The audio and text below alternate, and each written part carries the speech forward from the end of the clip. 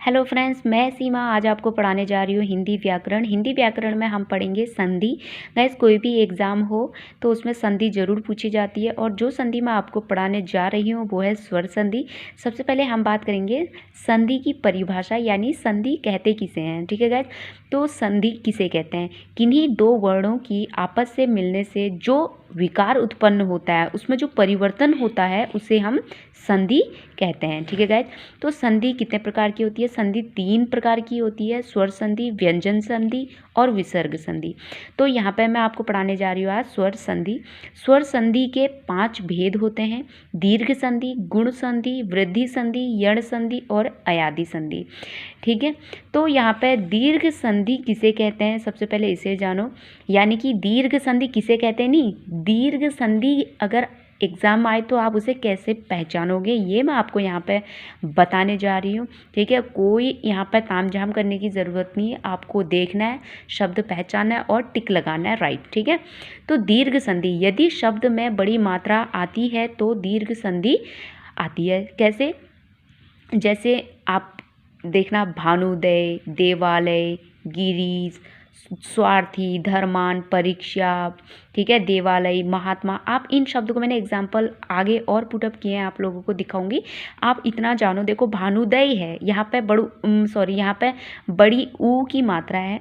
देवालय यहाँ पे है वाह है ना, यहाँ पे आ की मात्रा है। महात्मा, ठीक है, हा में माँ में आप देख रहे हो आ की मात्रा महा, हौ में आ की मात्रा है। तो जहाँ पे बड़ी ई की मात्रा, आ की मात्रा और बड़ा ऊ की मात्रा पड़ती है, आप आसानी से समझ जाना वहाँ पर दीर्घ संधि है। ठीक है गैस, तो ये क्लियर हो चुका है। अब है गुण संधि। यदि शब्द में एक मात्रा लगी हो तो गुण संधि होगी। उदाहरण के लिए देखें, महेश, महेंद्र, नरेश, महोदय और भी कई सारे शब्द हैं जिसमें एक शब्द महोत्सव, ठीक है, मोहन। तो इनमें आप देख सकते हैं एक ही मात्रा लगी होती है, तो खटक से समझ जाओ कि ये गुण संधि है। किसी में भी अगर एक मात्रा लगी हो तो वहाँ पर गुण संधि है। गाइज, मेरे सर ने भी हमको ये ट्रिक जब बताई तो वो ट्रिक मैं आप लोगों के साथ यहाँ पे शेयर कर रही हूँ। ठीक है, 99% ये काम करती है, 1% अगर नहीं आगे पीछे हो जाता है, इट्स ओके। बट एग्ज़ाम जल्दी आते हैं तो फटाफट तैयारी करनी है, तो ये ट्रिक ज़रूर आजमाएं। फिर है वृद्धि संधि। जैसे कि नाम से ही पता चल रहा है, बहुत यंग, एकदम वृद्ध। ठीक है तो वृद्धि संधि, जब शब्द में 2 मात्रा लगी हो तो वृद्धि संधि होगी। जैसे सदैव, दंतोष्ठ, वनौषधि, क्या है, एक। अब इसमें आपको क्या देखना है, जब 2 शब्दों के बीच में ना, जो बीच का शब्द होगा उसमें 2 मात्राएं लगी होंगी। ठीक है, 2 मात्राएं अगर जहाँ पर लगी होंगी तो ये समझ जाना वहाँ पर वृद्धि संधि होगी। ठीक है, ऊपर आपने देखी गुण संधि में 1 मात्रा थी, वृद्धि संधि में थोड़ी और वृद्धि होगी और बड़ा हो गया तो 2 मात्रा। तो और ऊपर आपने दीर्घ संधि देखी, उसमें आ की मात्रा, बड़ी ई की मात्रा और बड़ा ऊ की मात्रा। तो ये क्लियर हो गया आपका। वृद्धि संधि में देखो 2 मात्राएं होंगी तो वहाँ पर आप वृद्धि संधि में टिक लगा देना। अब है यण संधि। जब किसी शब्द यानी य, व, र और त्र भी इसमें होता है, मैंने अभी लिखा नहीं है पीछे, और ज़्यादा आपको समझाने के लिए और मैंने पुटअप किया, आपको दिखाऊंगी आगे। ठीक है, आप पहले इतना समझ लो। यण संधि, जब किसी शब्द यानी य, व, र के पहले आधा शब्द आए तो यण संधि होगी। उदाहरण के लिए स्वागत, इत्यादि, महत्व। तो इन चीज़ों में आप देख सकते हैं, वह के आगे स्व लगा है आधा स्व, य के आगे त लगा आधा, वो के आगे त महत्व। तो इन य, व, र, ठीक है, आएगा तो आप क्या समझना कि वहाँ पर यण संधि है। ठीक है, य, व, र, इन शब्द के पहले अगर आधा शब्द आए तो वहाँ पर यण संधि होती है। ठीक है, अब है अयादि संधि।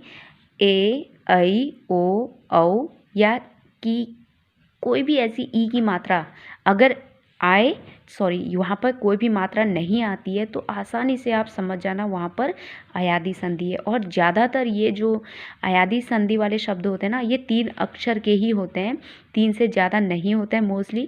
तो वहाँ पे आपको समझना आसान होगा, वहाँ पर अयादि संधि होगी। और ए, ऐ, ओ, औ की मात्रा वहाँ पर नहीं होती है। जैसे यहाँ देख सकते हैं, पवन, नयन, नायक, धावक, पावक, पवन। तो तो इस तरीके से आप देखें इनमें कोई मात्रा नहीं लगी है, ए की, ऐ की, ओ की, औ की, तो आसानी से, और 3 ही हैं, देखो आप 3 ही शब्द ज़्यादातर हैं। ट्रिक य व के पीछे पूरा शब्द आता है। और एक छोटी सी मैंने ट्रिक यहाँ पे ये बताई है, ज़्यादा व य इनमें ज़्यादा ये शब्द यूज होते हैं तो उनके पीछे हमेशा पूरा शब्द आता है, तो वहाँ पर हमेशा अयादी संधि होगी। आप इनको नोट कर लेना गाइस, ठीक है। अब यहाँ पे मैंने दूसरी ट्रिक से आपको फिर से समझाया है गुण संधि। ट्रिक देखो, जब क्या होता है, शब्द के बीचों बीच ए, ओ या लास्ट वर्ण में त्र, ये री से ऋषि ऊपर से होता है ना, र लगा होता है, तो वहाँ पर गुण संधि होती है। इस तरीके से भी आप समझ सकते हैं। अगर आपको वो अगर समझ में नहीं आता है तो आप इस वाली ट्रिक से भी समझ सकते हैं गुण संधि को।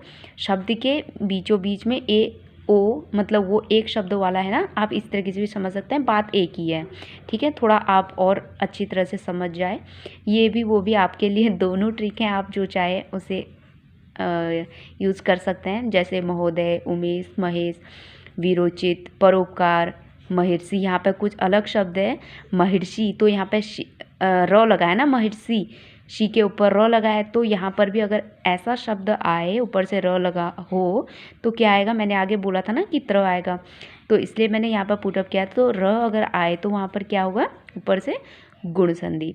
तो यहाँ पर यड़ संधि की बात करें, शब्द के बीच बीच य व र त्र से, यहाँ पे यड़ संधि है।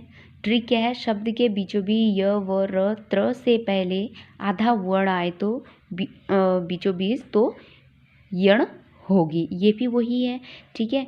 अत्याचार, अव्यय, अभ्यास, ये पित्रादेश, देखो कुछ नया लगा ना, त्र आया तो पित्रादेश, मात्रादेश, ठीक है, मात्राज्ञा, स्वागत, तो त्र जहाँ पर आए, ठीक है, त्र जहाँ पर आए वहाँ पे भी य व र त्र बोला था मैंने पीछे, तो इसका यही रीज़न था कि वहाँ पर मैंने नहीं लिखा था, यहाँ पर मैंने आपके सामने पेश किया है, आप इसे ज़रूर नोट कीजिएगा।